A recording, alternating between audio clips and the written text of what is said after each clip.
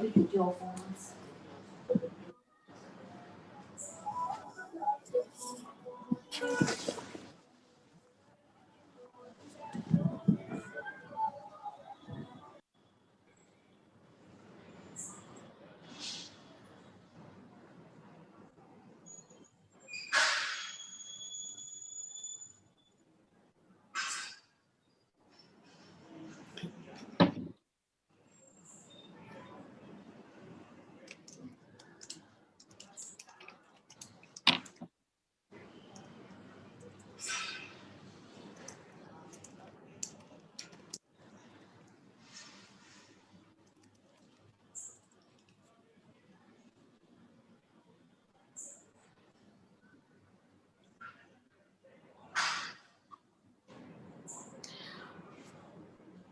All right, good evening and thank you for joining us. I don't normally get emotional about the news, and I've promised I'm not going to get emotional about the news, but it doesn't stop the fact that the news pisses me off on a regular basis. And we're on the internet, so I can use that word. I'm so angry because every day you wake up in the morning and you read horrific things in the news as if it's nothing. I mean, the news story that pushed me over the edge came out of Bihar a couple of days ago. A 15-year-old deaf-mute child was gang raped in Bihar. And her assaulters damaged her eyes with a sharp object after they were done with her because they didn't want to be identified by her. I mean, consider the fact that here is a child of 15 who cannot hear and cannot speak, and now she cannot see. I mean, if we're not, and the fact that this just came and went and we just went about our daily lives because this is the country we live in. And, I wrote about it on Twitter saying, what is wrong with us? And a lot of the responses that I got, which outraged me even further, was, this has always been happening. We're just hearing about it now. Even if that were true, how is this okay? How are we okay with it? How are we okay with the fact that this has always been happening and it continues to happen and there's nothing we do about it? There was another story today about a child who had been gang raped in Bihar. It was a story about a 50-year-old who was gang raped by a priest and two of his friends in Uttar Pradesh. A member of the National Commission for Women that is meant to look at the rights of women who visited the family of that 50-year-old who was gang raped and murdered, stepped out after that visit and made a statement saying that if she had not gone out at night, or if there was somebody in her family who had accompanied her, this would not have happened, effectively blaming the victim again. And in what can only be described as perhaps the craziest thing that we've read recently in the year that we have had, the Madhya Pradesh Chief Minister, Shivraj Singh Chouhan, while suggesting that the legal age for marriage of women be raised from 18 to 21, also very helpfully suggested that his state will bring in a system where women who step out of home for work register themselves at the local police station and are tracked in order to keep themselves safe. And if you thought that was enough, promptly the opposition in his state, which is the Congress, one of their legislatures, Sajjan Singh Verma, made a statement saying, according to doctors, a girl is ready for reproduction at the age of 15. So on what basis should the marriage age be increased to 21? The fact that this is happening and nobody is reacting to it and nobody is talking about it, and women continue to go about their day looking over their shoulder, absorbing this kind of really rubbish news on a daily basis, makes me deeply distressed. There's no larger plan to do anything about it. We're prepping our daughters to enter this system. What are we going to tell them? Make sure that I have access to the location of your phone at all times. Learn self-defense. Don't leave the house after dark. what world are we going to create for our daughters that's better than the one that we're living in right now? And I keep saying this, rape is not an issue about women. Rape is a societal issue. Because when something like that happens to a girl, a child, a woman, it happens to the entire family. The whole family has to deal with it. The whole family has to nurse back to health. So is this what we're going to do? We're going to lock up our daughters? We're going to allow governments to track location? And at this point, I must point out, Madhya Pradesh is also a government that has passed a wondrous love jihad law. In Uttar Pradesh, a couple of days ago, there was a young man, a Muslim man, who flew out of Bangalore to visit a girl in Uttar Pradesh, showed up at her doorstep with a stuffed toy, a teddy bear, and some chocolates. He was picked up, beaten up, handed over to the police, and held by the police for 2 days before he was released. The love jihad law was written about forced conversion within marriage. How does teddy bears and pizzas and chocolates and meeting each other fall in that category? Now combine the idea of tracking girls for their safety and a law that doesn't allow them to date or to meet anyone or to fall in love. What sort of power are we giving the agencies of government? And what are they going to do with that power? And why is it that in all of these things, women get treated like property? I mean, we get told this, right? So when you leave home, and I remember when I moved to Mumbai from Bangalore, my parents told me to be careful of your handbag in the train and lock your door. And make sure that you keep. See, I'm sloppy. I leave my stuff lying around. They said make sure you keep everything in and lock it up so it doesn't get stolen. Is this how we're treating women now? Keep them indoors, lock them up. This is the idea that we're working with as a country. So what I'm doing today is handing the platform to women to just talk about, and it's not just to talk about what it feels like when you read about things like this, what it feels like to grow up as a young girl in this country, to work as a young woman in this country, to raise children in this country, to have to talk to our daughters about what is going on. What does this feel like? That's the point of the show today. And I can see that there are already some very angry men. This is not about you, dude. For once, this is about us. This is not about you. And if your feelings are hurt, boo-hoo, tough luck.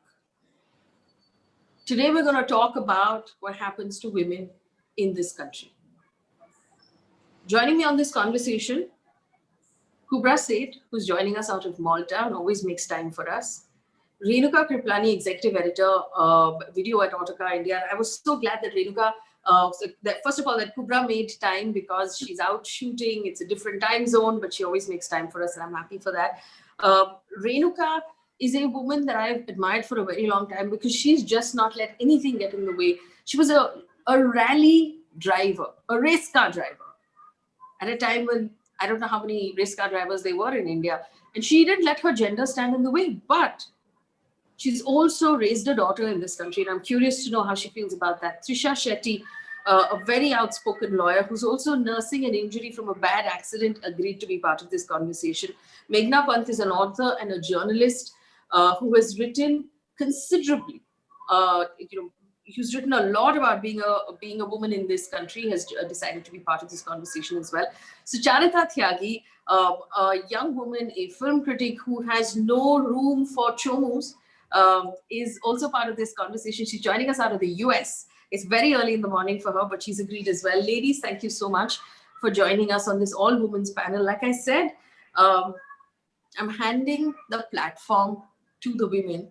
And out of respect for what Trisha has been through in the last couple of months, and also for that very formidable neck brace that she's wearing, I'll open it first to Trisha. Trisha, I've only read out 4 or 5 of the stories in the last 2 weeks. But if we were to actually open Google and say rape India search news, your heart would sink to your shoes.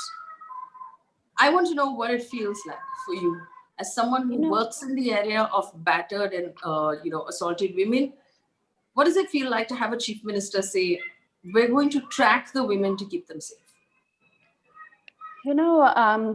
Sadly, I think I work in the area of truth. So I don't really need to open Google to get an understanding of the kind of violence and brutality we subject our women to and women around the world to. If you just have honest conversations with anyone who does not identify as a heterosexual male,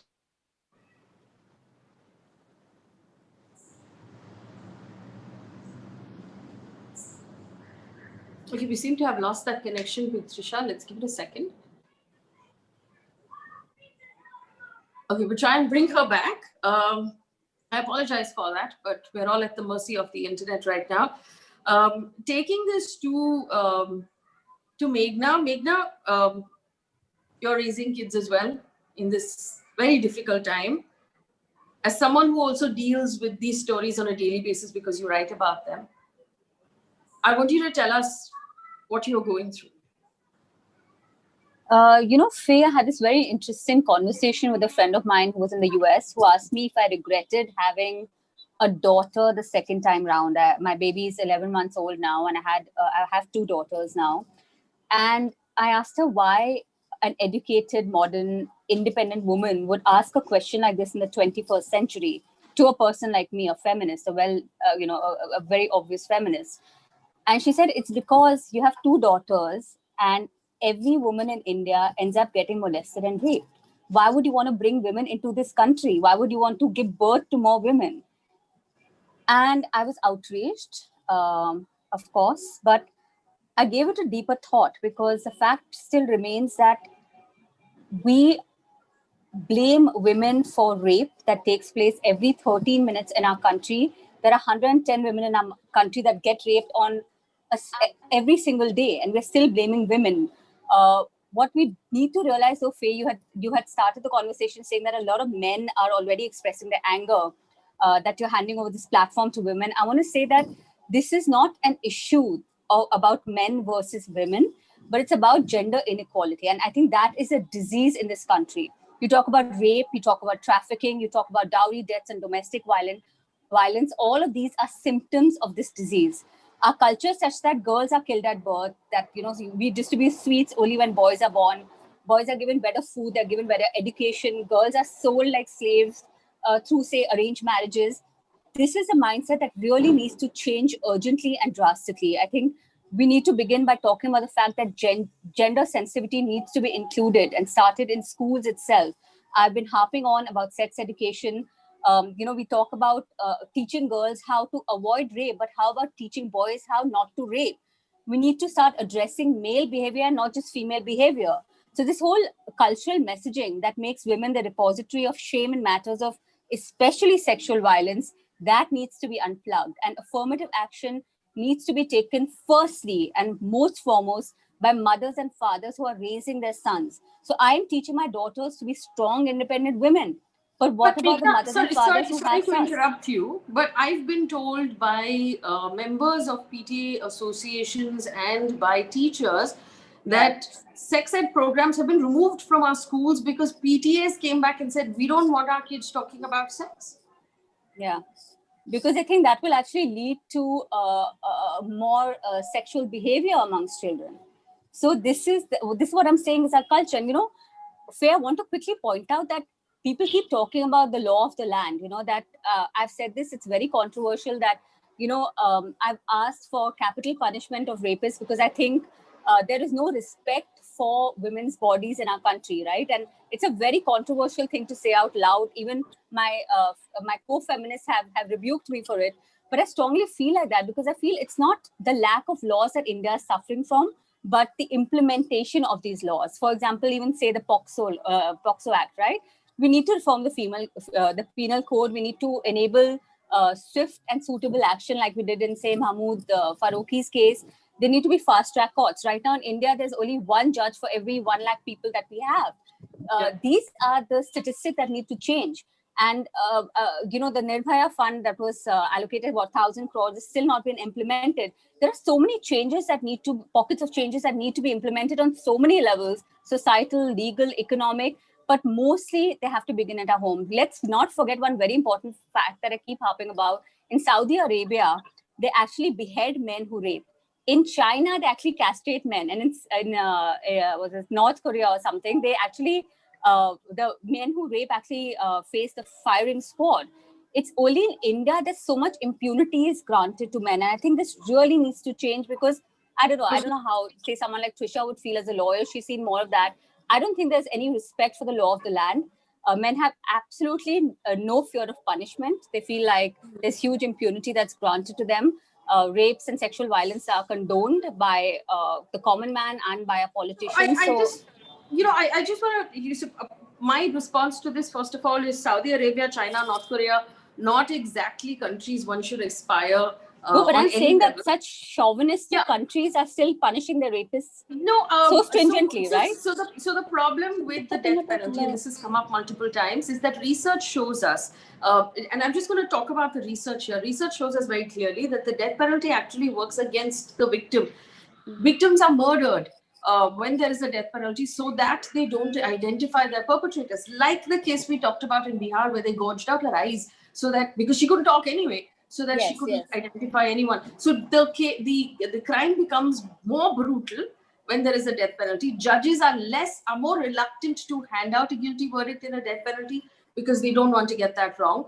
But the problem in our country, and we've seen that the death penalty actually takes much longer to reach a conclusion, because it's such a big deal. The problem in our country is not the penalty. The problem in our country is the investigation, the prosecution, evidence that is collected, the hospitals, the investigators, the public prosecutor, the police, all of these things. Nobody wants to do all of that. They don't work. work in Death collusion. Penalty is an easy thing to announce. But Faye, what is the solution then? I mean, if it's not the law of the land, then what is the solution? I can't think of anything else.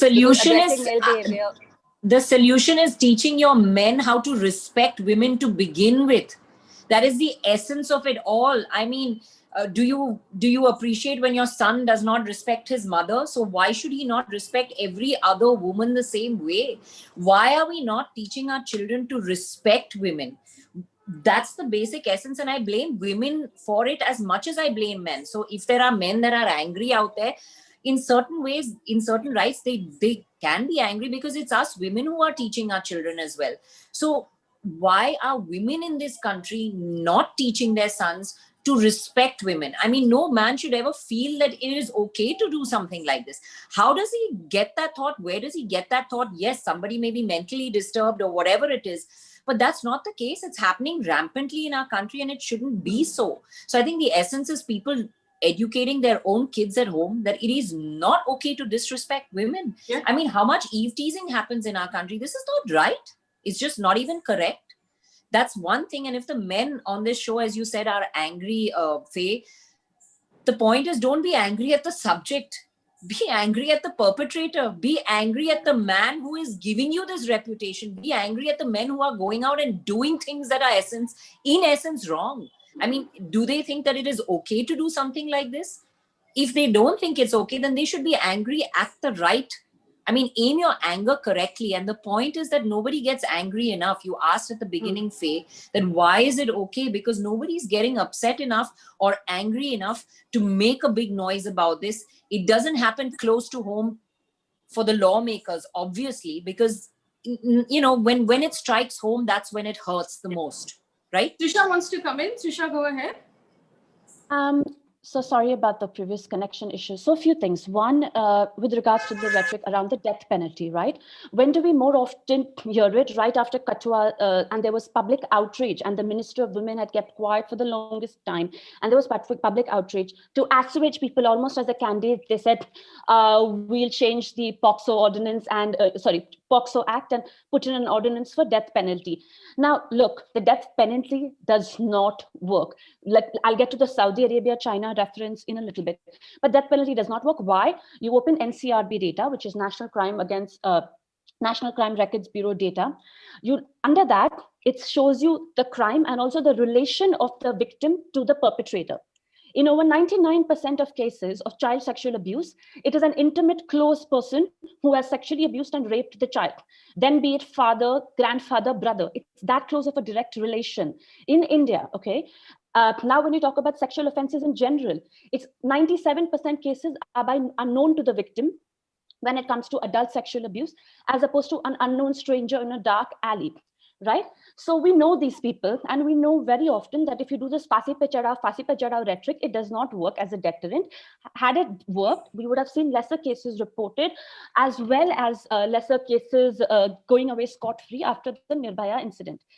Now, the second thing with regards to equating it to Saudi, we should be very careful what we ask for, because Saudi, one, is not a democratic republic. Saudi is a dictatorship with no rule for human rights or no regard for women.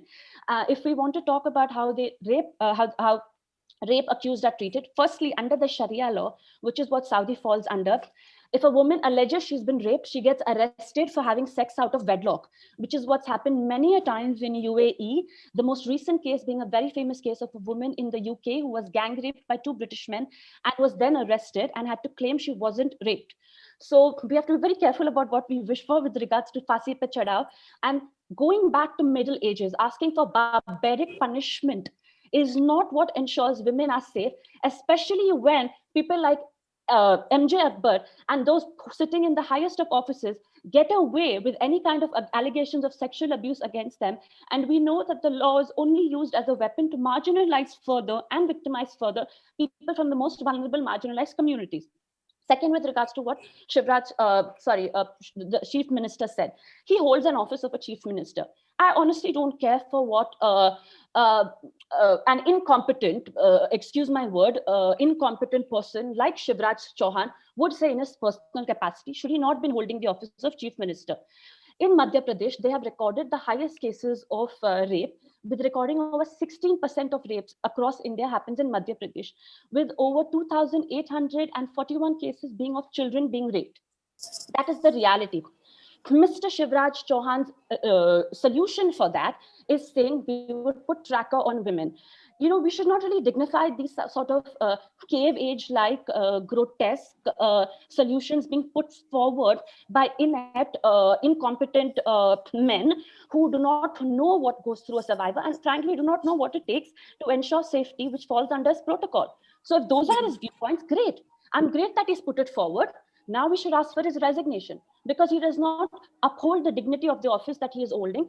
And critically, as taxpayer citizens, he's being paid for ensuring women's safety. If his brilliant idea to ensure women's safety is to put trackers on them, then let's put a tracker on him so we know exactly where Mr. Shivraj Chouhan is at all times. And we will know exactly when to pull the mic away from his mouth, because he does not deserve to hold his office. And finally, with regards to what should we be doing, look, this is not an India-specific problem. I'm currently in Paris. In France, 1 out of every 7 women will be raped. So I want us to be very careful with this rhetoric of, you know, if only we educated these men more, if only women did a better job of educating their children.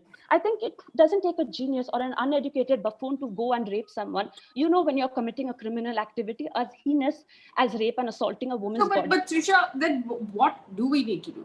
Swift and assured punishment, public condemnation of elected officials, because they are not doing us a favor. Where is NCW Rekha Sharma? Where is NCW Rekha Sharma? Faye, you spoke about the NCW woman who made that statement. You know what Rekha Sharma said in response? I will question that woman, her office person, and ask why, under what context she made that statement. Does she need context for victim blaming, shaming? We should hold NCW Rekha Sharma accountable to fire the woman who made such objectionable remarks. And if NCW Chairman Rekha Sharma cannot, then you resign. As well as Mr. Shivraj Singh Chouhan, this is not the first time he's holding the position of a chief minister of Madhya Pradesh. If this is the ridiculously objectionable statement you make, and this is your advice for how to push for women's safety, then resign. You have no business holding that position. Don't teach women how to raise their children. We know, we will vote. Make the people who hold elected positions accountable for doing their job. Of course, we women need to raise our children better, but how much can we do? Giving birth and surviving in this sexist system is hard enough.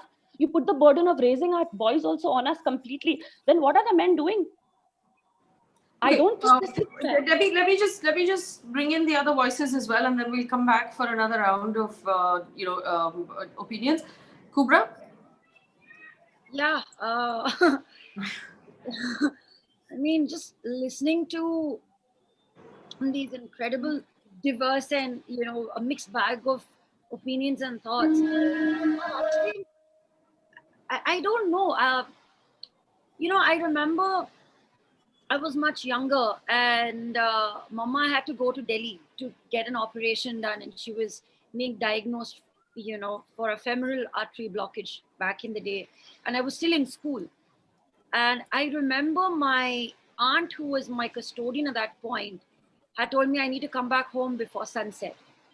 And she would say that you don't understand, you are my responsibility in the absence of your parents. And you would never understand this if you refute what I'm saying because you don't have your children. And when you have your own children, it's like, you know, walking around with with fire in your belly or on your belly, because that's the kind of responsibility you need to have as a guardian, as a parent, as a custodian in this society. And I don't understand why that kind of pressure should be on anybody. I think what needs to happen today is that every boy, every girl should be made to feel safe at the very least. Like we've been I remember before I moved to Mumbai as a migrant from Bangalore, from Dubai, I was told how safe Bombay is as a city. You could wear a mini skirt, get into an auto at 2 a.m. in the morning, and you can go anywhere you want, and you're free as a person. And I think that was one of the reasons why I wanted to move to Mumbai. That was one of the reasons why I felt drawn towards this city. And I think the key word in that was freedom. Freedom of the choices I made, freedom of the clothes I wore, freedom of who I chose to speak with, to forge relationships with. Like, I have considered myself to be a daredevil because, I travel alone across the globe a lot because that's what my job asks of me. And when I'm in a particular country or a different city apart from home where I already feel safe, but when I'm out of the country, I had this great incident, which I was sharing with so much joy just now. Like, there was a chauffeur in Ireland who invited me to spend Christmas with his family. Now, there were two ways to look at it. Oh my God, a stranger inviting me home? Oh my God, where are my radars? How do I handle this? But there's a sense of safety that I felt in the person. There was a sense of respect that I sensed in the person. And I think as human beings, we should, we should have that sense of respect for each other, have that sense of safety that comes from both men and women. I think we need to have that emotional quotient that exists. I think we should have that freedom of communication where if I'm feeling discomfort with whether it is my husband or whether it's my partner or whether it is my best friend or a stranger on the street, if I'm feeling uncomfortable, I should be able to say, hey, stop. I'm not feeling comfortable. And that person should know that there are boundaries and there are lines that I shouldn't cross. And this applies not just to women, but to men as well. And I think we need to extend that communication. We need to extend that education. But what I absolutely agree with what Trisha said was that we need to start holding these people in places of power and position accountable. We need to, we're talking about having sex education as a part of the syllabus in schools. I think we need to educate people in power on how to address these situations. They need to have a greater emotional quotient. They need to have empathy. They need to put themselves in the place of the victim and the family of the victim before they speak and just shoot their thoughts, because I think they don't realize the kind of discomfort they're causing around to people. And yes, I think everybody on this panel has been outraged. Reading what's happening in the 5 days, I think in the last 5 years, Nirbhaya case dates to 2012. And the whole city, the whole country came down, on like on silent protests. But then you start asking the question, is this ever going to change? How many times can we stop doing what we are doing and come down on the streets? I feel we don't need to do that if the systems change, if people were accountable, held. Yeah. So I want to bring in Sucharita as well. Sucharita has faced I think we all have faced some really harsh and despicable trolling on the internet. I like her response to it, but as women who have any sort of public voice, it's almost like we have to accept that the abuse comes with it. And this is all, I mean, these are all gateways to where we go, right? Because it's some indication of how women are sort of viewed or respected or not respected in this country. Sucharita? Hey, every single woman who's on this panel right now, every single woman who speaks on any panel anywhere about women's rights and gender equality and similar topics has spent years hardening herself to the reality that this is the world we live in. We have had to develop layer upon layer upon layer to have this thick skin where this kind of stuff we can discuss with each other. It still bothers, it's still bothersome, but to be able to discuss, even you've had to spend years bringing yourself to this point that I can actually talk about this on a public platform. In large part, that is because a lot of us have the privilege to work on ourselves. That I am going to now spend years working on myself. I have the Tyagi privilege, upper caste, कुछ tension ही नहीं है, खानदानी जायदाद है, खानदानी कहीं ना कहीं से तो पैसे आ ही जाएंगे, कोई मुझे नौकरी तो मिल ही जाएगी, कोई दिक्कत नहीं है. We have the money privilege, some of us have caste privilege, we've got the religious privilege, but not every woman in the country, in the world, has the time, resources, privilege, education to teach this to herself and then to teach it to future generations. How will somebody teach it to the future generations if this woman who's trying to just protect her children has been molested in some train, in some bus, in some library that she's dared to step into to give herself some education, or in some family function, if she's not even dared to step into a library in a family function at her cousin's wedding somewhere when she was 15 years old. She's only trying to protect her future generation. She's trying to protect her daughters without having the privilege of having spent years unraveling what it is that is wrong with the society that leads to situations such as this. So let me then teach my children systematic ways of dealing with. No, we cannot expect that of mothers. We cannot expect that of women. Like Trisha said, mothers are already trying to survive after giving childbirth in a society that is not supportive of them. For the most part, there's very few of us who have partners or parents or in-laws or anybody who'll like cater to our every need. 99.9999% women don't. We've got to hold lawmakers and upholders of the law accountable. I am in America right now. I am seeing this nonsense unfold in real time, political nonsense unfold in real time. When the siege was happening, I was sitting with my mouth agape, watching this happen in an afternoon of just a regular Wednesday afternoon. But there are checks in places. Whatever wrong has happened in the last 4 years under this administration, he's been impeached again. That check has happened. There are ways that one can register dissent. We need to hold on like basic levels. Like if a cop refuses to write my complaint of sexual harassment, that cop gets fired or some action takes place. I don't know how to do that. I don't know how to approach a committee of some sort to tell them that I went to this police station to write a complaint and then they ridiculed me and made fun of me and confiscated my phone. Where do I go? What is that? I don't know, have the answer to that.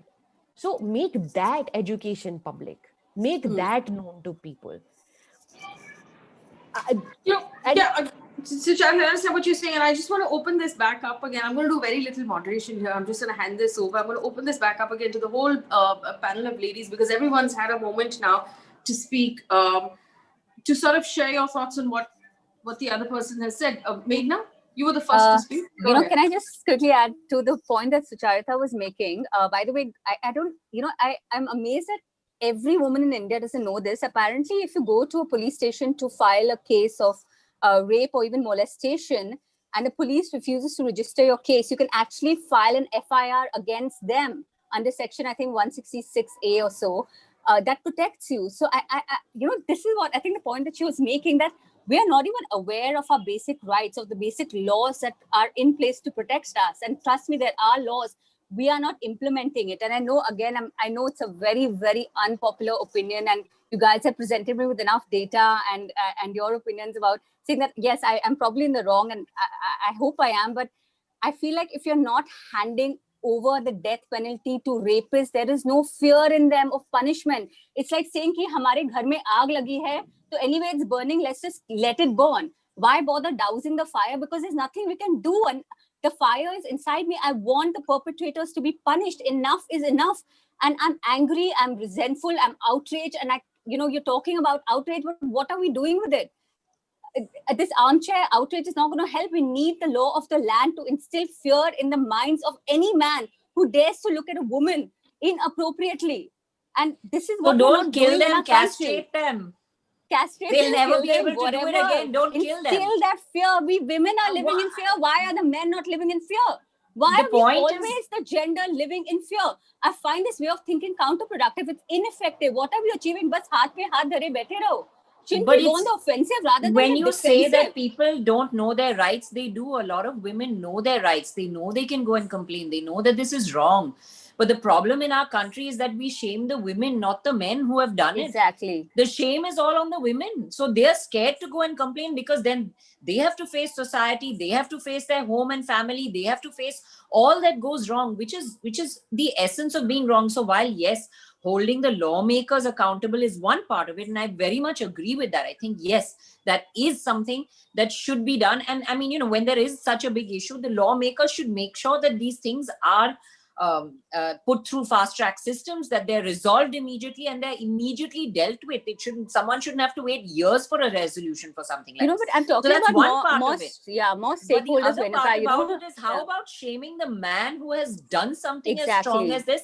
How about making it acceptable to your children? That's when I said that we have to let our children know. We're raising our children. We have to let our girls know, whether it's me or whether it's someone like Sucharita said, from a home where, she's facing 1,000 different issues of mother-in-law. She has to feel strong enough to empower her children to say, hey, whether your grandparents think it's okay, whether your father thinks it's okay or not, if something is wrong with you, I think it's okay. And you can tell me, and we need to fight the system.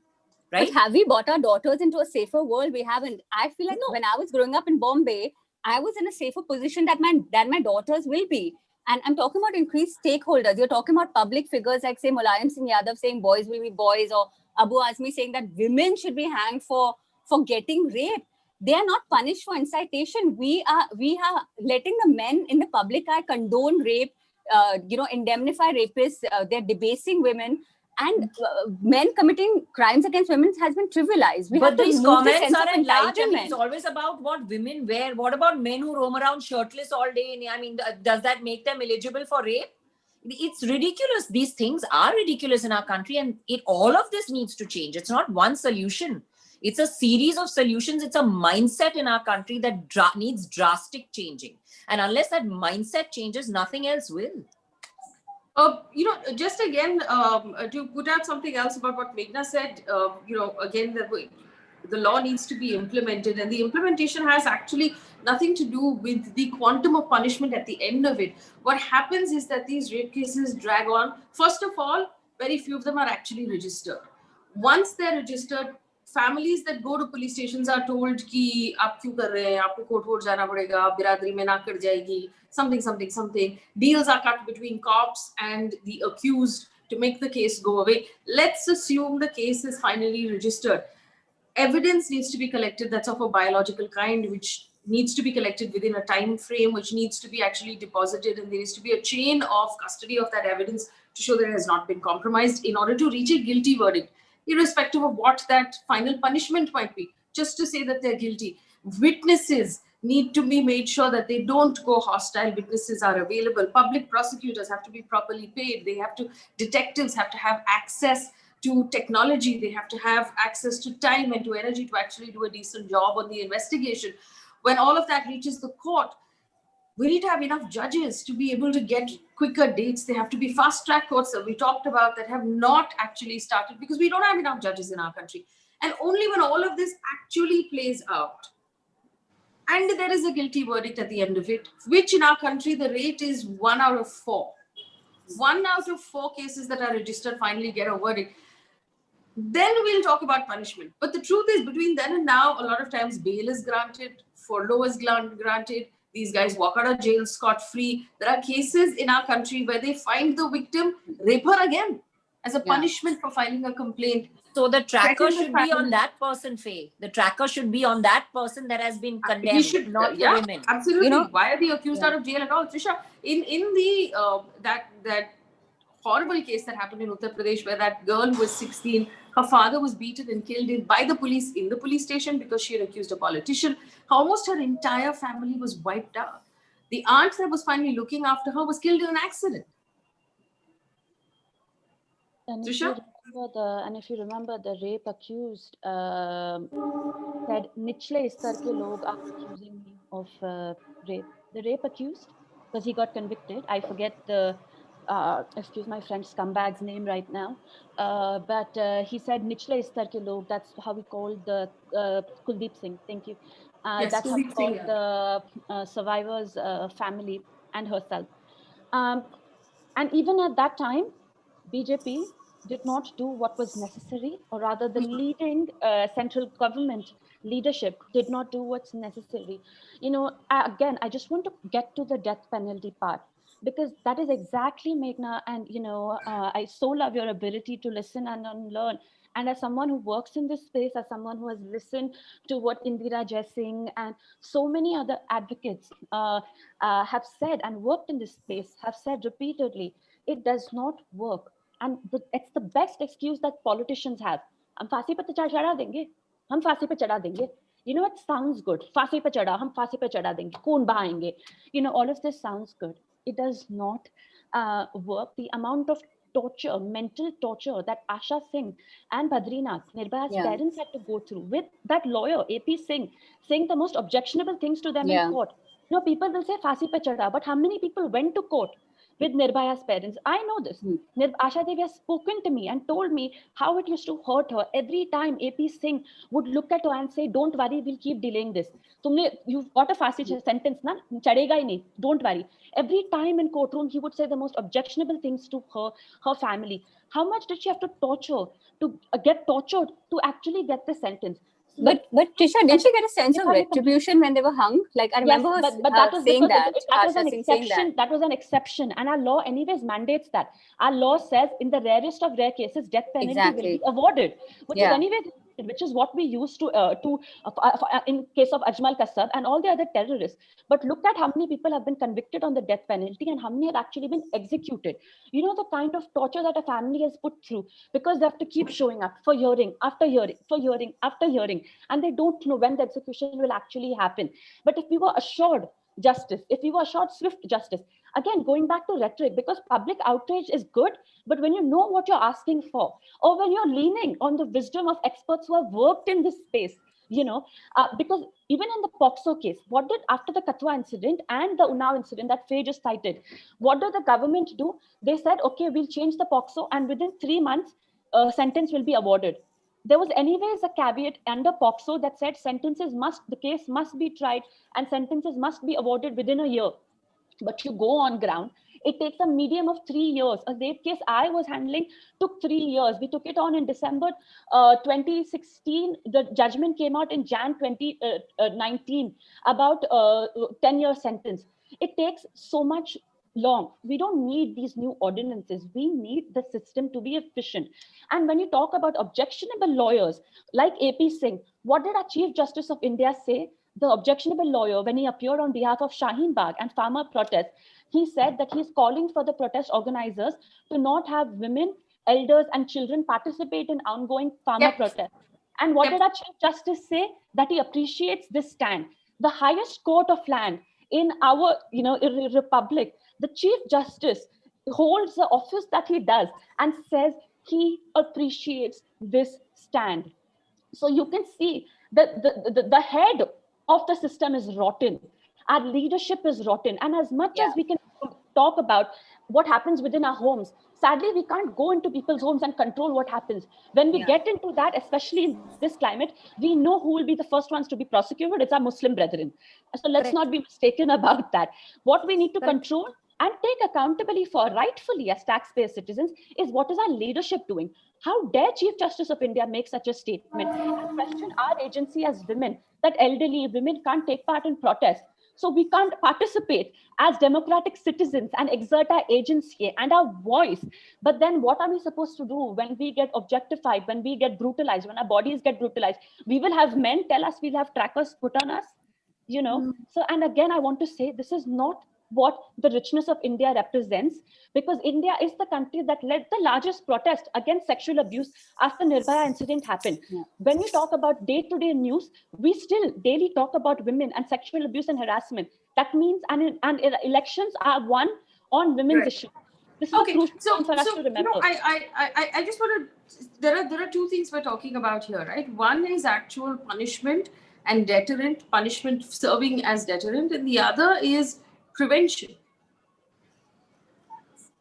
And quite rightly has been brought out by everybody, the societal issues of the lack of respect. So the trolling, the abuse, the statements made by our politicians, the statements being made by some people in our chat window right now.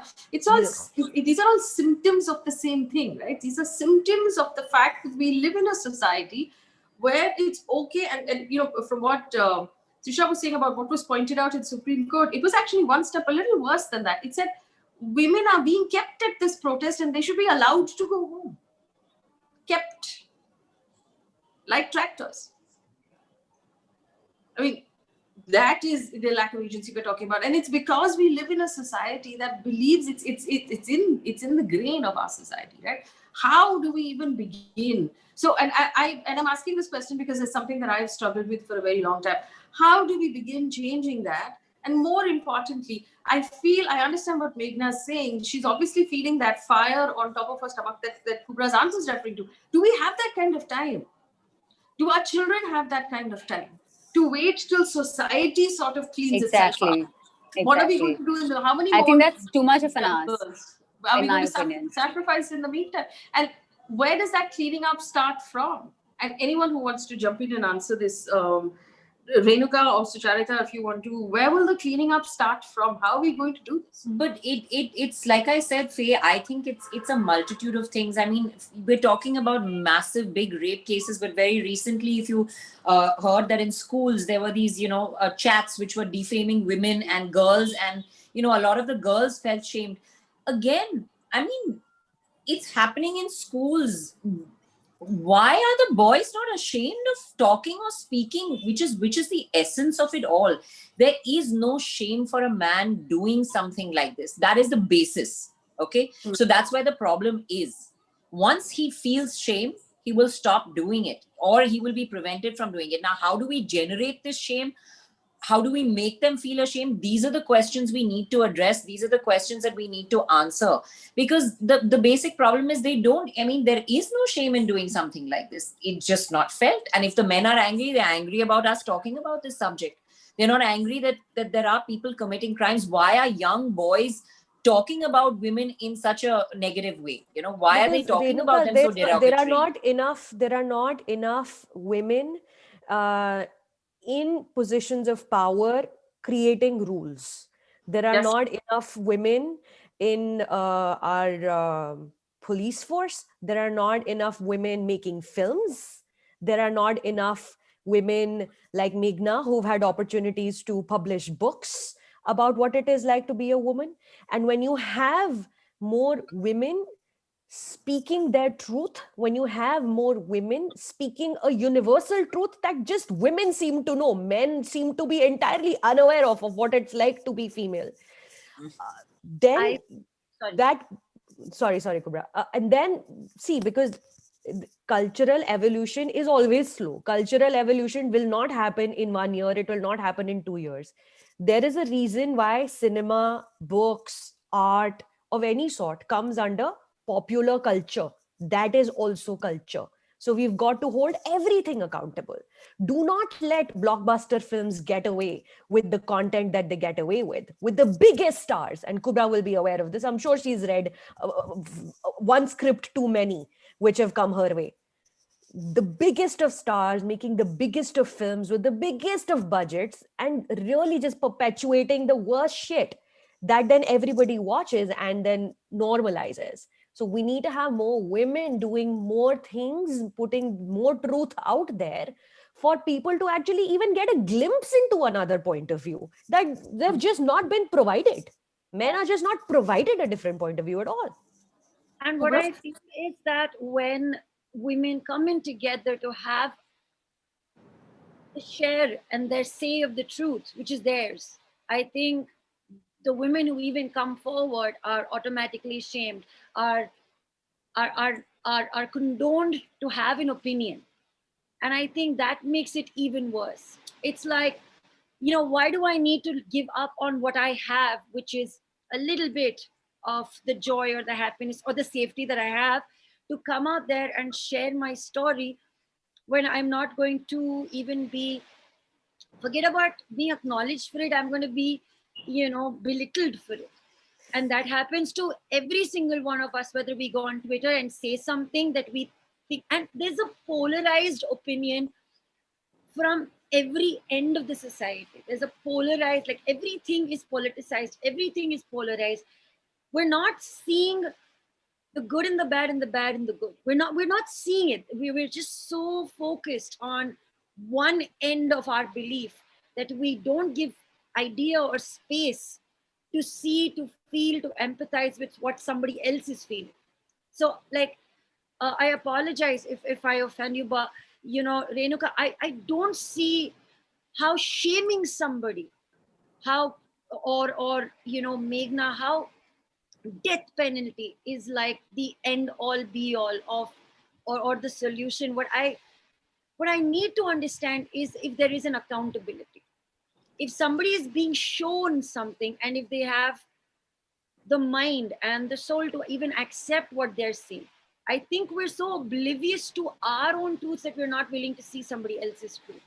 And as Sucharita said, cultural evolution takes a long, long time.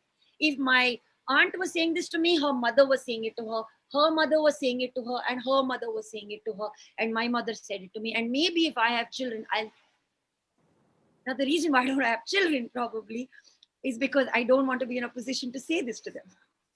Mm. And I think that's, yeah.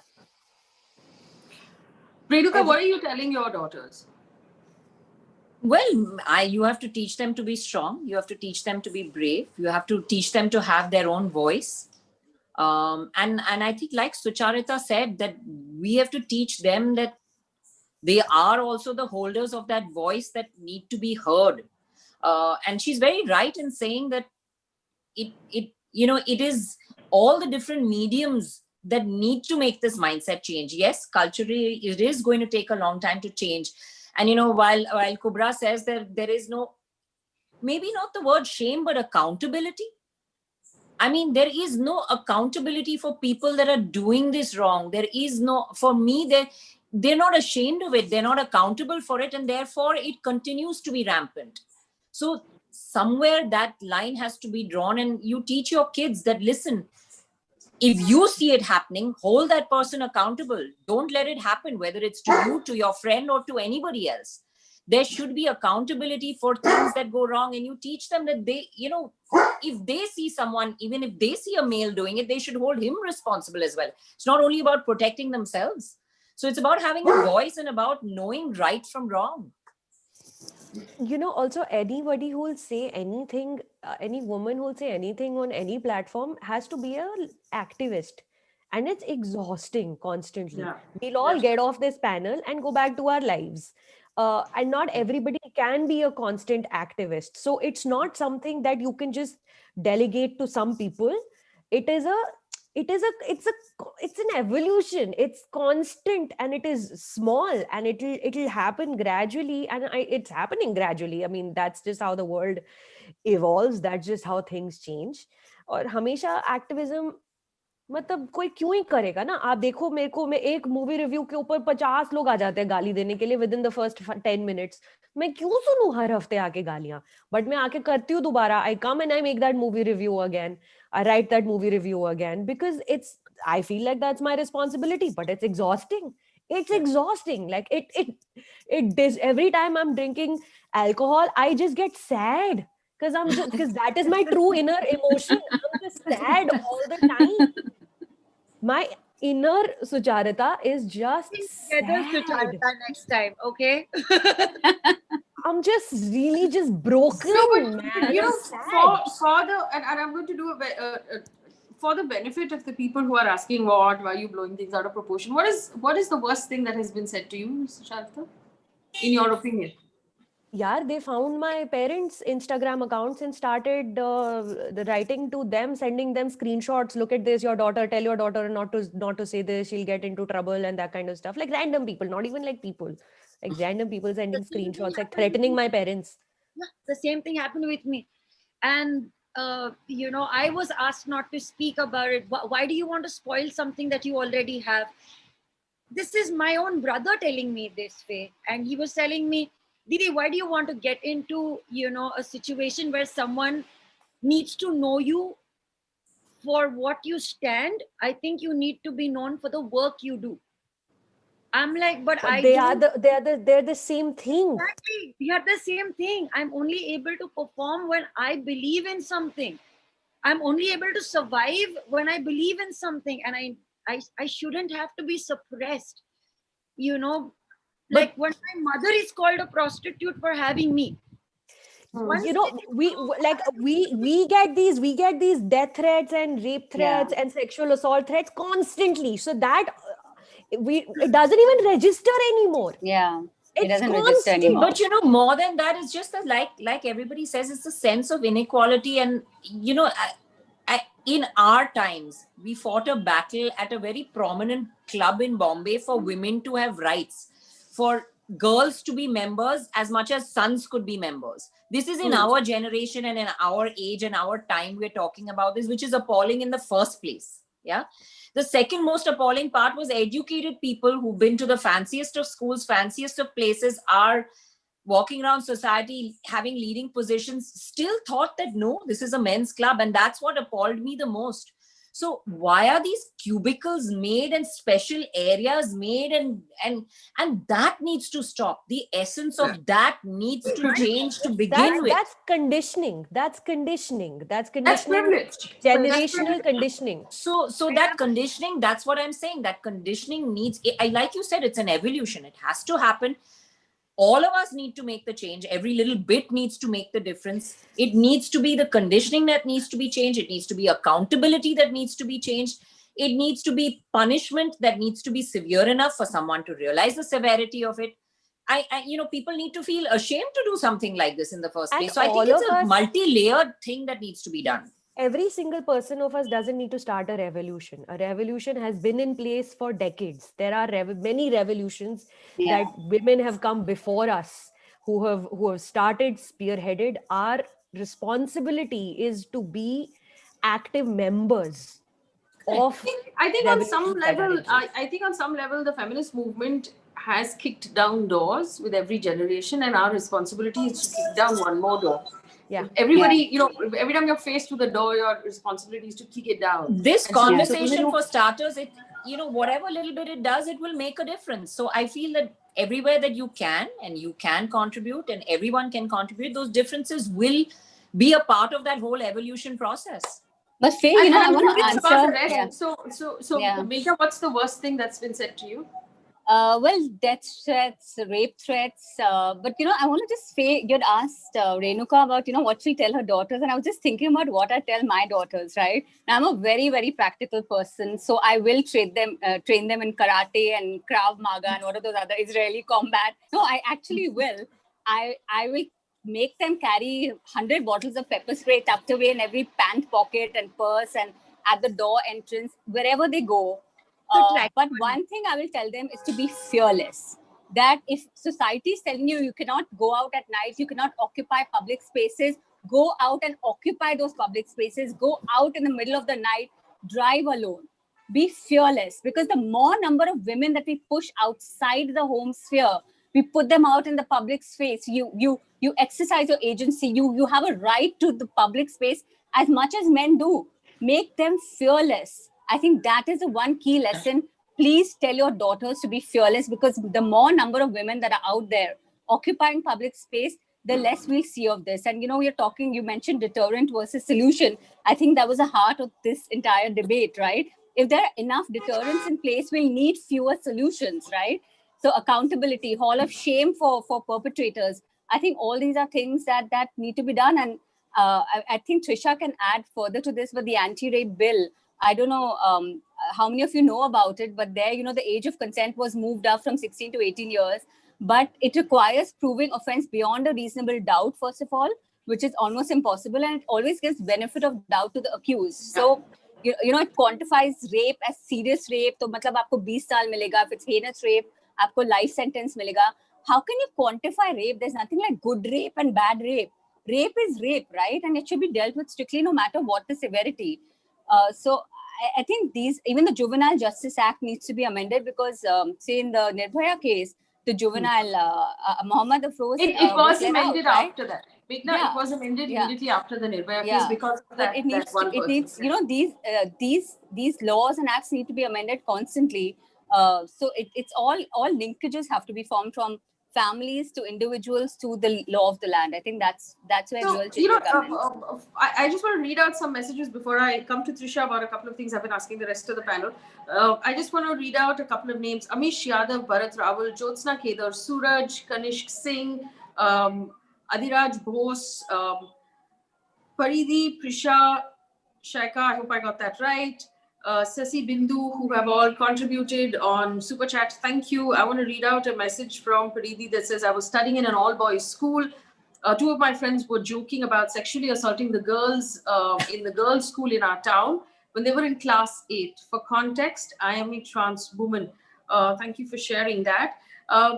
For those people on the chat window who are saying that this is drivel, this is exaggeration, it's being blown out of proportion, why is Faye allowing this? Because can I tell you, Faye is a woman. And this is my platform.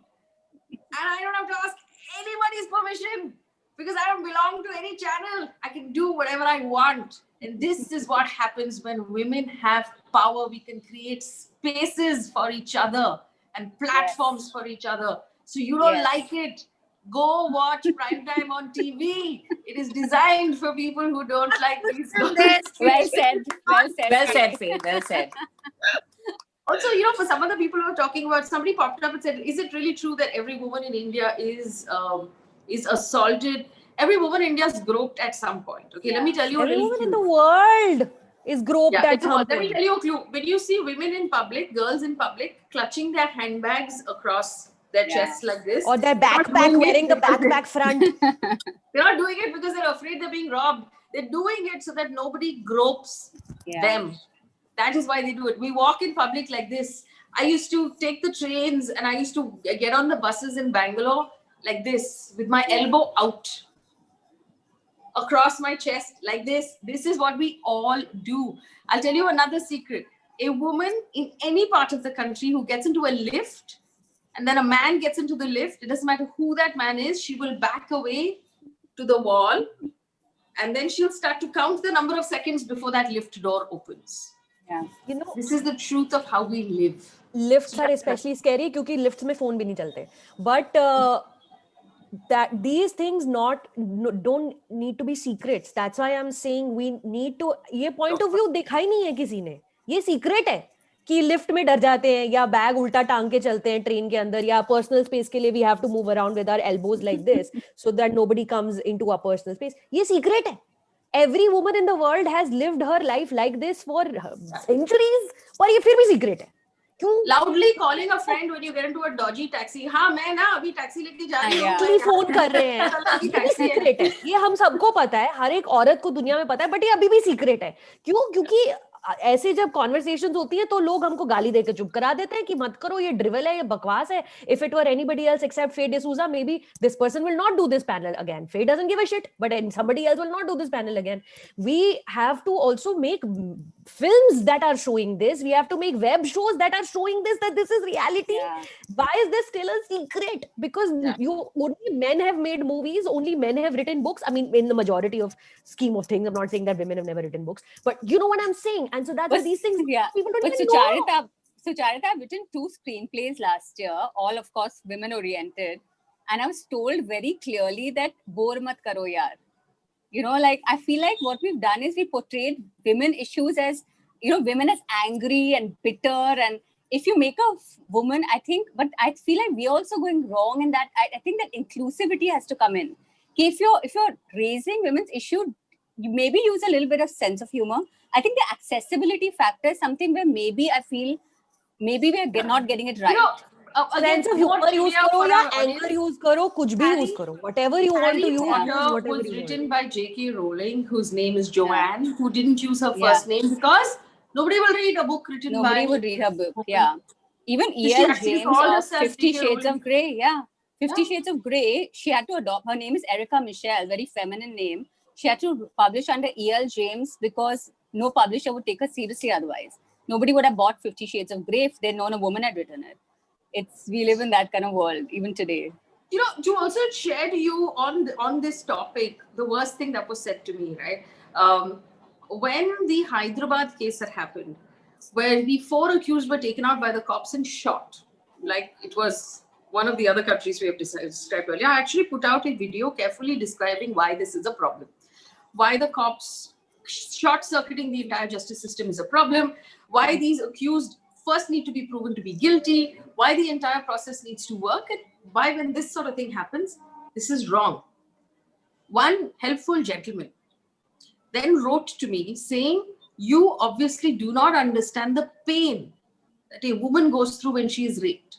I hope you are raped in the same fashion. Oh my God. So that you understand the pain. I think the same gentleman commented on my video. I had done a movie review of a South Indian actor's film, saying that I hope you are raped like that unfortunate woman and then burnt. And I put up a screenshot. I took a screenshot of it and I put it up on Twitter. And I like, you want me to shut up? Because this is what I deal with every day. But this is exactly what I'm trying to say, that I mean, the gall of those people that they think it's absolutely okay to say something like that. How do we allow? I mean, the fact that, you know, okay, we take it, we say, okay, now we're immune to it. That is part of the problem as well, you know, because we just push it aside because we become so immune to listening to this nonsense. FYI, I take screenshots of everything for the benefit of the Mumbai police. I am making a little file, okay, which I will now hand over at some point. Trisha hasn't spoken for a while. Trisha, I know that you've had your share of threats as well, but your responses on what's being said, go ahead.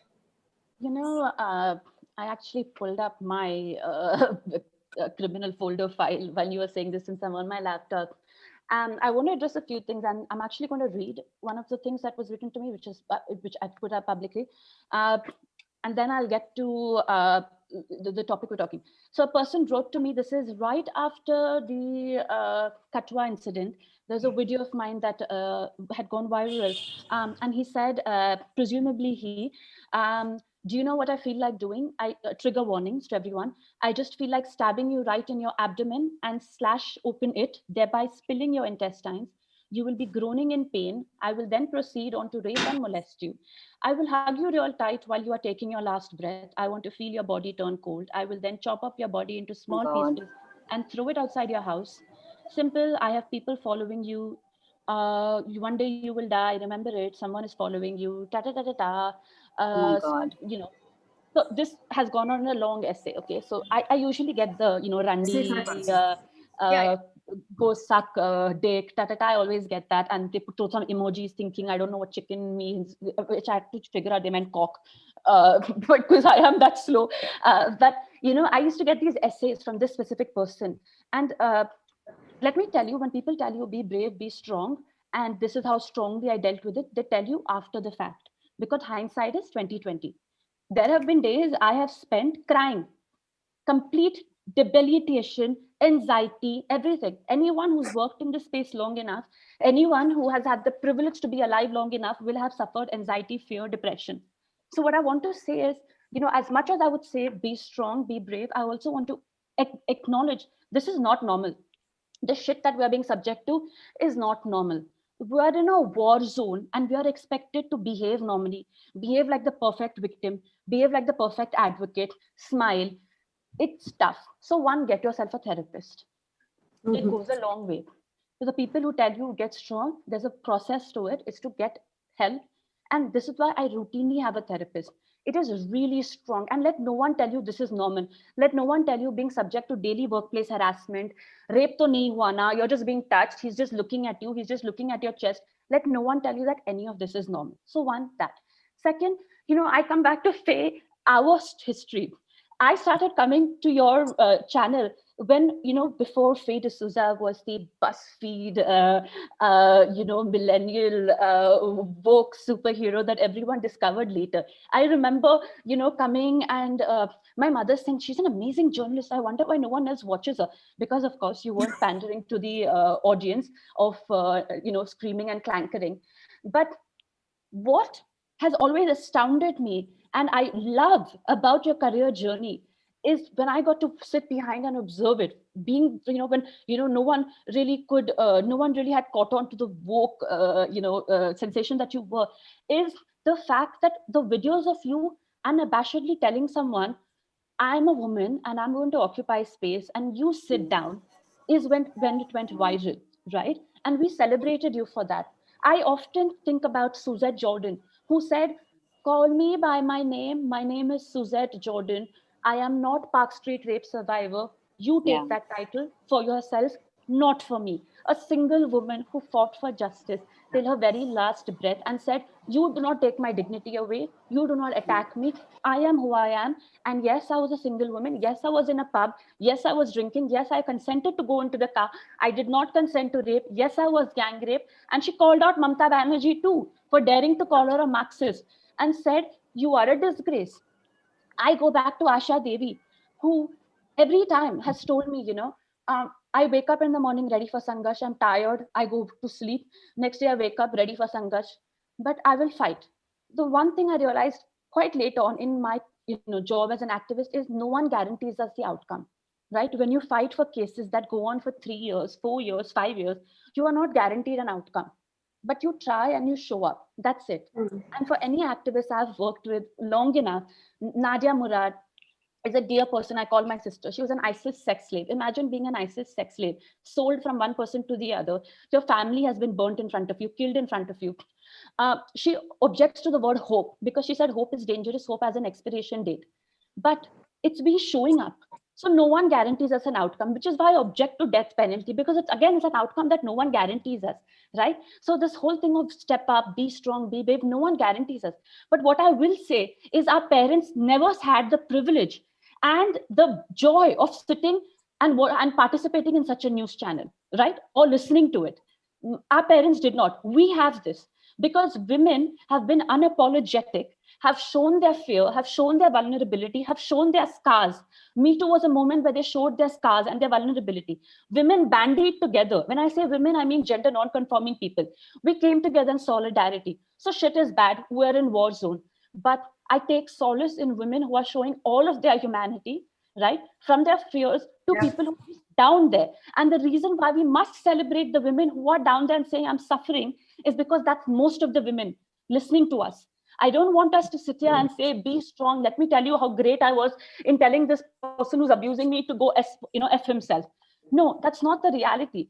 Most women are trying to figure out how to survive and breathe. So to them, we have been there. I have been there. Probably right after this, I'm going to lay on my back and figure out how to survive and breathe, right? We put on our best show. But that's whom we need to celebrate. The brilliance of women, when we forgive each other, when we stand by each other, and even when we say, look, I may not agree with your flavor of comedy, but how dare you tell someone your comedy offends me and you're a woman, therefore you must be jailed. Therefore, I will tell you how I will rape you, right?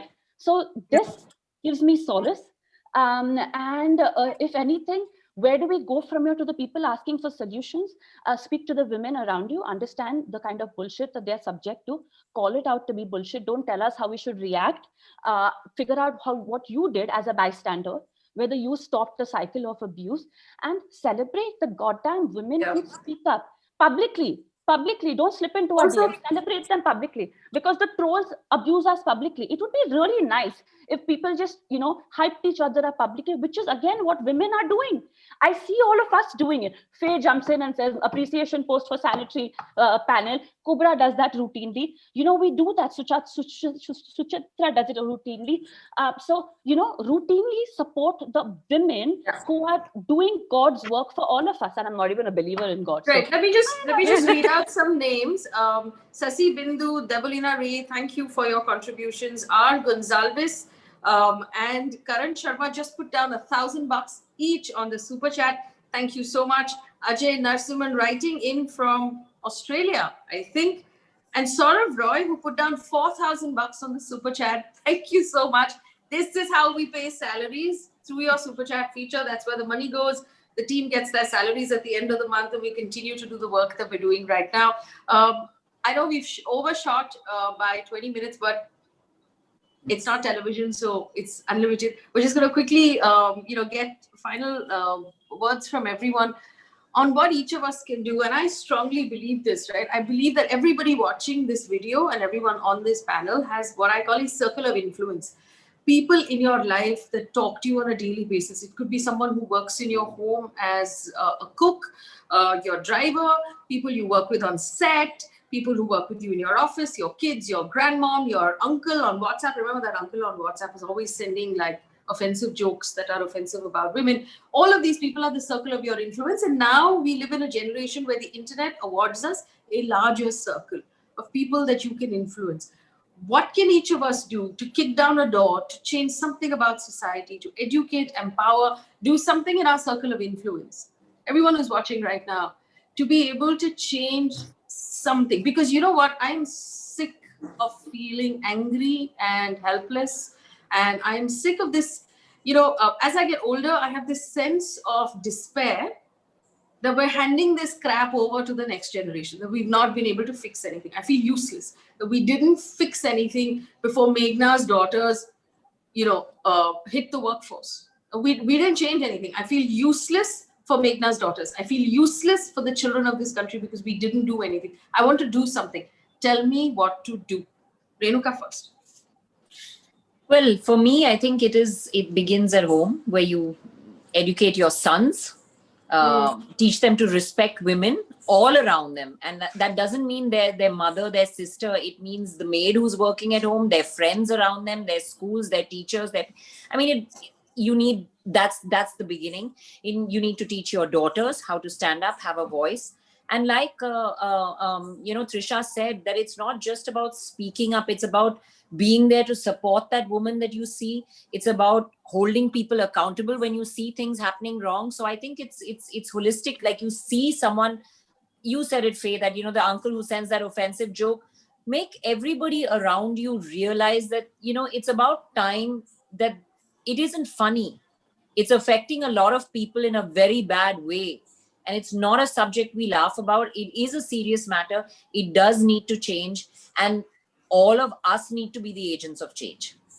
Yes. Also, just putting it out there, consent is not no means no. Consent is yes means yes. Wait till she says yes. Don't keep going until she says no. That's not how that works. Meghna, what can we do? What are we do? I've told you my opinion, stop blaming the victim, start shaming the perpetrator. But I think one thing we need to keep in mind is that we all know the names of the victims. Every single high-profile rape case in India, we know the name of the victims. Very few people know the names of the perpetrators. Set up a hall of shame, shame the perpetrators. I think that's the best protection right now that we have. We've already discussed our legal routes. We've discussed what we can do by raising men who understand that women are different, but would not take advantage of this difference, addressing male behavior rather than female behavior, and use technology to your benefit. It's a means to appropriate greater safety for women. So I think those are the things I would say, but hall of shame for rapists, for perpetrators, for sexual harassers must be emphasized. And I'd like to add to that the people in power instead of finding fault in the women, should start holding the men more accountable for a change. Yeah. Suchartha? I have a question for Trisha. Do we have something similar to a sex offenders registry in India at all? Anything along those lines at all? Good question. So we did ask for that, but this is again something I would have brought up. This is something, I had to unlearn, because when we did ask for that, we actually had people who belong to the transgender community who called us out publicly and said, if you ask for this, please know we will be the first ones put on the list. And Sure. this is a further way to criminalize marginalized communities. This is why we withdrew this ask during the Katwa incident. So, again, when we talk about shaming, we must be very wary of who our leaders are. When you have someone like Ajay Bisht, who's all too keen to put anti-CAA people on a wall to shame them, the next thing, it wouldn't surprise me if I see one list after the other of Muslim men, Dalit men, They're all on the sex offenders registry. so I don't think shaming again works, because who are the people in positions of power who will decide who will get shamed, right? Mhm. If I will believe shaming works, if the first people on the shame wall are all the ministers, regardless of their political party affiliation, who will have the wall of shame. Let them start with all the political ministers, all the political affiliations, and then we will get down to citizens. But I don't agree at all in this public shaming till ministers are first shamed publicly, because it's a very So- Makes sense. Makes sense. tricky slope. Correct. So that's why I asked that question, because I think I am woefully unaware of a lot of struggles of a lot of not just women, but transgender folks and gender non-conforming members of our Yep. society, and people who are not allowed to be members of our society, so to speak. My solution that I apply in my life is to just gather as much information as I can, educate myself as much as I can, and then translate that into my work, because my work is my megaphone, right? That's what people are watching, that's what people are taking away. And people watch my work, and then, obviously you get all the terrible comments, but you also get some really wonderful comments and messages from people saying that we watched you for 5 minutes and it changed the way we look at this particular thing entirely. So that is my responsibility, and to be able to do that work properly with the kind of awareness that it deserves and requires, just keep asking questions, keep educating yourself, keep gathering information, keep learning of experiences that have been kept away from you, experiences you've not had access to, or experiences that you didn't bother having access to. How many of us have actually bothered to learn more about people whose lives do not directly affect ours?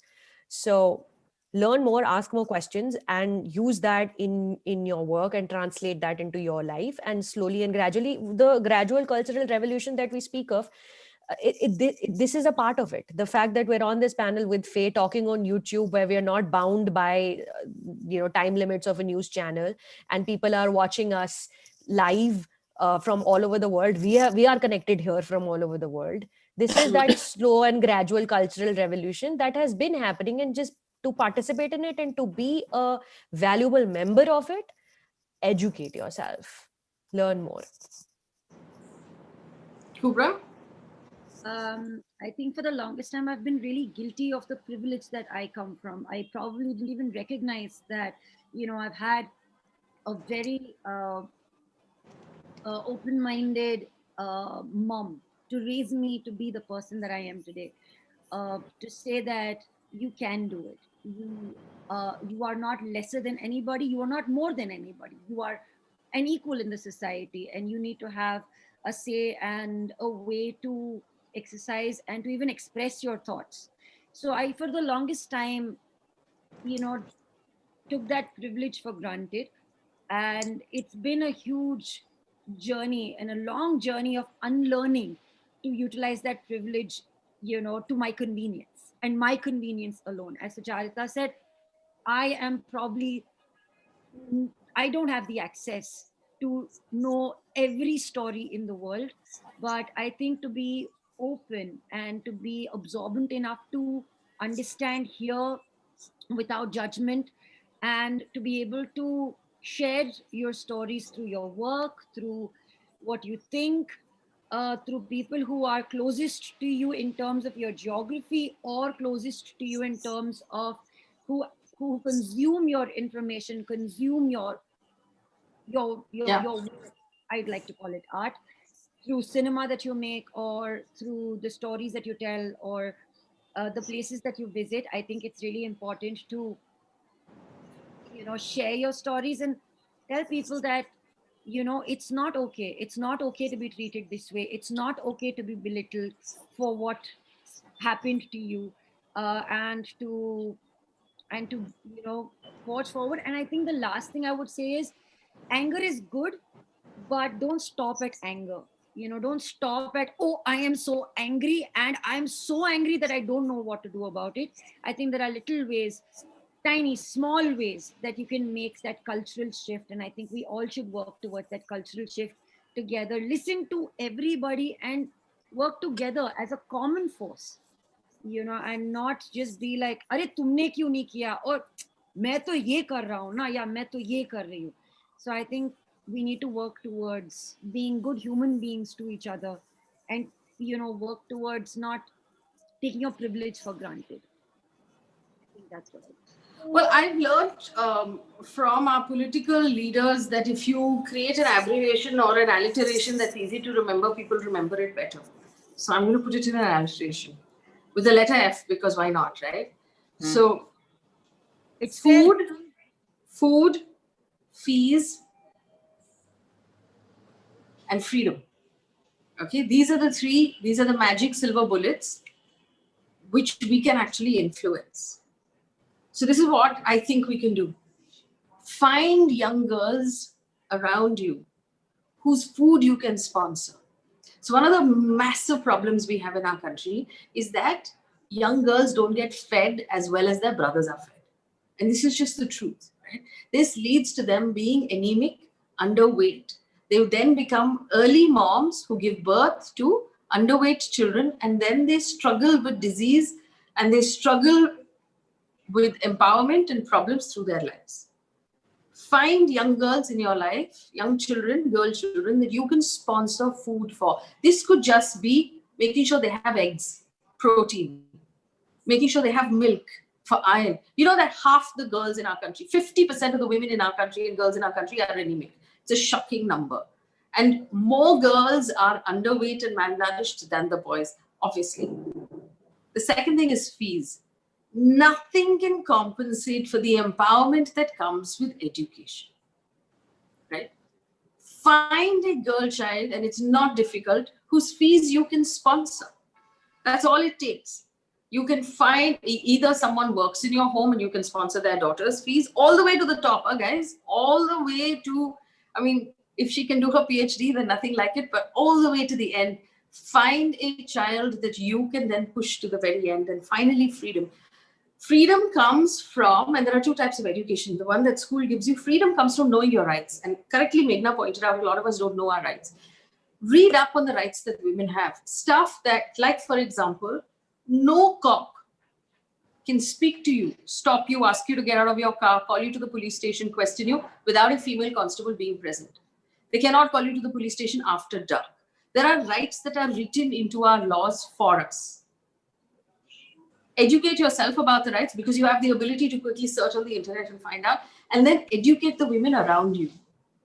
The one who works in your home, who doesn't know that her husband is not allowed to beat her. Who doesn't know that dowry is outlawed in this country, who doesn't know that she can go file an FIR, who doesn't know that she is entitled to compensation from the government on various things, who doesn't know that her daughter is entitled to compensation for various things. Educate women about their rights. That will give them the empowerment that society is trying to take away from them. And somebody pointed out that we're being religiously unfair or something like that. Boss, I'll have you know, you don't know what my religion is because you don't know what I believe. All religions subjugate women. I don't know how this happened, but across the world, various religions that were developing at the same time all thought subjugating women was a damn good idea. So they all do it. There is no religion that works in a different direction. So I'm not a big believer. I'm sorry. I do not believe that much in organized religion. Giving women the rights, educating them about the rights that the law gives them, actually helps them trump what religion is trying to do. Because religion will say that a woman's place is in her house and she's supposed to do X, Y, Z and all of these things. The law treats us in our country gloriously. Our constitution treats us as equals. Nobody has the right to beat me. I have as much right to a voice, as much right to education, as much right to a job, as much right to marry whoever I want, to love whoever I want, to say whatever I want. Get that. It's in the law and it's been there for as old as our country is. Nobody told us. So we can do that. We can tell the girls and the women around us that the law trumps religion in this country. And the law gives you the right to be strong and to be vocal and to believe in whatever you want to believe and do whatever you want to do. Nobody can stop you. We can all be Renuka Kriplan. We can all be Kubra Singh. We can all be Sucharita Tyagi. We can all be the wonderful women on this panel right now because our law tells us. So why should we have to listen to anybody else? Religion And you may have there to be become more Fays who goddesses. raise their voices and allow other people to do the same as You well. believe, if you go by what religion says, they would just want you to be goddesses. That's all. You are a goddess. No, I am not. I'm not your goddess. Back off. More importantly, I'm not your daughter. I'm not your daughter or Very sister or powerful. mother. Yeah. माँ बाप बेटी बहू माँ बहन नहीं हूँ मैं जाओ निकलो. No, I think the funniest thing that I receive, like, don't you have sisters? Don't you have a mother? How can you Yes. like talk? Arey, So- yaar, but that's my mother, no, that's my sister, no. So, Hmm. and I'm not saying you go out there and forge like new relationships with people out there and call them your sister or your mother. Just look at them as human beings, and that's more than enough. But just give me the right of being equal in this society. हर एक चीज को question करो, religion को question करो, cinema को question करो, corporate culture को question करो, न्यूज मीडिया को क्वेश्चन करो, लॉ एनफोर्समेंट को क्वेश्चन करो, पुलिस अकेडमीज पुलिस को क्वेश्चन करो. बस यही कर सकते हो और करते रहो. जब तक क्वेश्चन करते रहोगे तब तक कोई कहीं ना कहीं से जवाब आते रहेंगे. एक क्वेश्चन करेगा तो 5 लोग मिलके उसके साथ सवाल उठाएंगे. All right, I'm going to leave it here. Thank you, What guys. about That's my freedom? bread What under about guy. freedom? Hey, अंडा वाला आया, अंडा वाला. The dog is going to start barking now. I'm going to leave it here. Thank you so much, you guys, for joining in. Sorry, Kubra? word F, freedom. Freedom. Yeah, what? Freedom that comes from knowing your rights. Thank you, Faye. I thought this through, dude. You're so cute, Faye. Thank you, Food Faye. and freedom. All right, I'm going to leave it there. Thank you so much. You guys are amazing.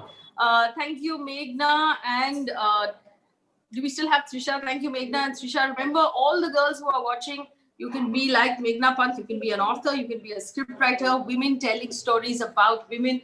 Trisha Shetty, who has been solace to children who have faced sexual assault and rape, who has actually delivered justice to families.